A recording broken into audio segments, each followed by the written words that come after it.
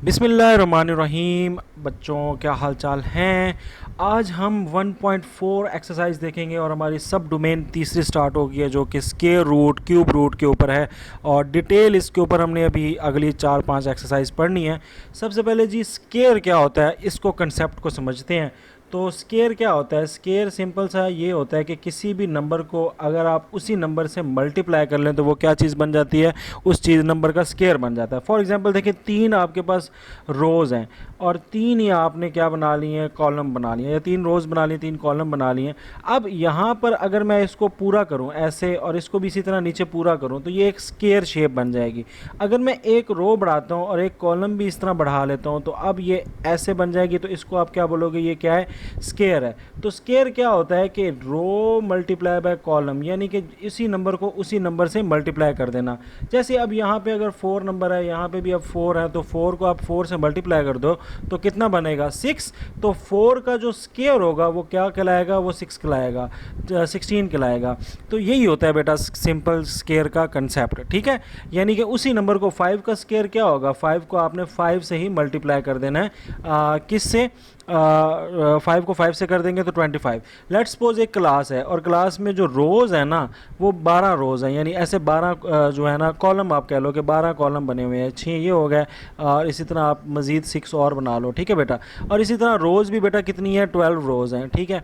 ऐसे करके 12 रोज़ हैं और कुर्सियाँ पड़ी हुई हैं, यानी 6 कतारों में 12 कतारों में कुर्सियाँ पड़ी हुई हैं, 12 इस तरह 12 इस तरह। तो एक पूरा क्लासरूम बन रहा है, एक हॉल बन रहा है। तो बताओ उसमें टोटल कितनी कुर्सियाँ पड़ी हैं। तो आपने क्या करना है, 12 को 12 से मल्टीप्लाई कर देना है और वो कितना आ जाएगा, 144। यानी 12 का स्क्वायर क्या हो जाएगा, 144। तो ये इसकी एक आम एग्जांपल है जिसको आप यूज़ कर सकते हो। इसका जो स्क्वायर का जो पैटर्न होता है ना वो समेशन पैटर्न होता है। बेटा वो क्या होता है समेशन पैटर्न, देखिए 1 का स्क्वायर क्या होगा, 1, और 2 का स्क्वायर क्या होगा, 4। तो अब इसको समीशन में कैसे लिखते हैं, इसको ऐसे लिखते हैं कि आपने जो नंबर है ना जिसका आपने स्केल लेना उसको वहीं पे रख देना दरमियान में, और उस साइड पे एक नंबर और इस साइड पे एक नंबर जो उससे कम है उसको प्लस कर देना। यानी 2 है ना, 2 से कम क्या है, 1, तो इधर भी 1 प्लस कर देना, इधर भी 1। अब इन सबको प्लस करो तो क्या आता है, 1 + 2 + 1 कितना होता है, 4। इसी तरह बेटा 3 का स्क्वायर क्या होता है, 9। तो इसका समेशन पैटर्न क्या होगा, आपने 3 को रखना है दरमियान में, ठीक है, उसके इस तरफ रखना है 2 और इस तरफ रखना है 1, इस तरफ रखना है 2 और इस तरफ रखना है 1। अब इन सबको आप प्लस करोगे तो कितना आंसर आता है, 9, ठीक है। इसी तरह 4 का स्क्वायर जो होता है वो कितना होता है बेटा, 16 होता है, यानी 4 4 जा 16। तो उसका समेशन पैटर्न क्या होगा, 4 इधर दरमियान में लिख के 4, फिर 3 + 2 + 1 और इस तरफ भी 4, 3 + 2 + 1। और जब इन सबको प्लस करोगे आप तो कितना आंसर आएगा बेटा, 16 आंसर आएगा। तो इस तरीके को क्या बोलते हैं बेटा, समेशन पैटर्न बोलते हैं। एक तरीका ये है, एक और पैटर्न भी होता है, आप उसके ज़रिए कैसे करते हो, देखो 1 का स्क्वायर 1 है ना, तो आपने ऑड नंबर जो होंगे ना उससे छोटे छोटे उन सबको क्या कर देना है, जमा कर देना है। फॉर एग्जांपल 1 का स्क्वायर है तो आपने 1 को ही सिंपल आ गया, 2 का स्क्वायर है तो 2 के स्क्वायर में पहले 2 ऑड लिखने हैं आपने, पहले दो ऑड कौन सी हैं, 1 है और 3 है। तो इसको प्लस करोगे तो क्या आता है, 4। तो ये भी इस तरह भी सेम आंसर आएगा। 3 का स्क्वायर का मतलब है पहले 3 ऑड को प्लस कर लो, पहला ऑड क्या है 1, दूसरा ऑड क्या है 3, तीसरा ऑड क्या है 5। तो ऑड नंबर्स को आप प्लस कर दो, पहले 3 ऑड नंबर को प्लस करोगे तो क्या आएगा, 1 और 3 4, 4 और 5 9, तो 9। तो 3 का स्क्वायर भी क्या होता है, 9। इसी तरह 4 का स्क्वायर क्या होता है, पहले 4 ऑड नंबर को आप क्या कर दोगे, प्लस कर दोगे, ठीक है। तो देखें 1 + 3 + 5 + 7। तो इस तरह भी आपका जवाब जो है वो हमेशा उसका स्क्वायर आएगा। ये एक और पैटर्न है। बहरहाल आपके अगर बुक में आएगा समेशन पैटर्न तो आपने ये वाला पैटर्न बनाना है। अब आते हैं क्वेश्चंस की तरफ। तो find the square of the following number. तो फॉलोइंग नंबर का आपसे स्क्वायर पूछा हुआ है। तो 7 का स्क्वायर क्या होगा, 7 का स्क्वायर मीन 7 स्क्वायर और 7 × 7 और वो कितना होता है 49, ठीक है। इसी तरह आपसे बोलते हैं 11 का स्क्वायर। तो 11 का आपने स्क्वायर खुद लगाना है और 11 × 11 और 11 × 11 कितना होता है 121, मल्टीप्लाई कर लीजिएगा। 19 का स्क्वायर, 19 × 19 क्या होता है, तो 19 का स्क्वायर निकालना है तो स्क्वायर मीन उसी को उसी से मल्टीप्लाई कर देना।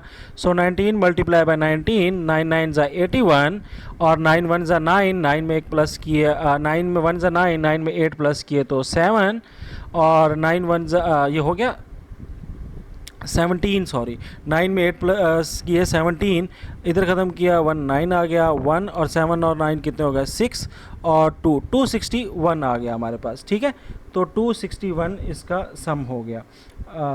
261 नहीं आएगा, 361, एक प्लस करें, हाँ 361, 1 कैरी भी तो जाना था, 361 आ गया। इसी तरह आपके पास बेटा 25 का स्केयर लेना है, तो 25 का स्केयर क्या होगा, 25 टाइम्स 25, यानी उसको मल्टीप्लाई 5 5 ज़ा 25 और 5 2 ज़ा 10 और एक 2।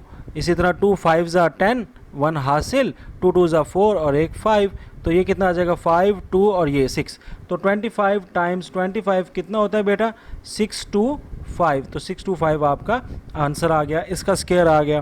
तो बहुत ही आसान है। 37 का स्केयर आपने कैसे लेना है, तो 37 का स्केयर का मतलब है 37 टाइम्स 37, और बेटा कितना होता है 37 टाइम्स 37 कर लें, 7 7 ज़ा 49, 7 3 ज़ा 21, 21 में 4 प्लस किए 25, 3 7 ज़ा 21, 2 ऊपर कैरी चला गया, और 3 3 ज़ा 9 और 9 में 1 प्लस किया तो कितना आ गया 11, तो 9 6 3 1 1 3 6 9, ये आ जाएगा इसका 37 का स्केयर। ठीक है, 75 का स्केयर निकालेंगे बेटा, कैसे निकलेगा 75 टाइम्स 75, और ये 75 का क्या हो जाएगा स्केयर हो जाएगा। तो 75 का स्केयर क्या होता है 75 टाइम्स 75, 5 5 ज़ा 25 और 5 7 ज़ा 5 7 35, 35 में 2 प्लस किए कितना आता है 37, तो ये 37 आ गया। फिर 7 5 ज़ा आपका आ जाएगा 35, तो ये आ गया 35, और 7 7 ज़ा कितना होता है 49, 49 में 3 प्लस किए तो कितना आएगा 52।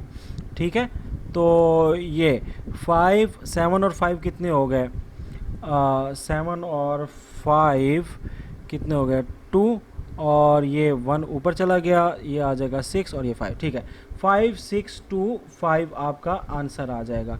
अब अगले क्वेश्चन में देखो तो उसमें वो कहता है समेशन पैटर्न बताओ, तो 6 का आपने समेशन पैटर्न बताना है।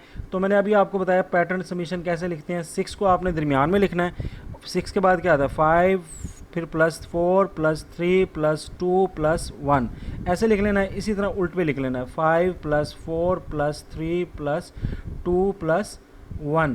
तो आप कहोगे 6 स्केयर जो होता है वो इन समेशन करने के बाद, इन सब को सम करने के बाद कितना आ जाता है 36। तो ये आपका समेशन पैटर्न बन गया।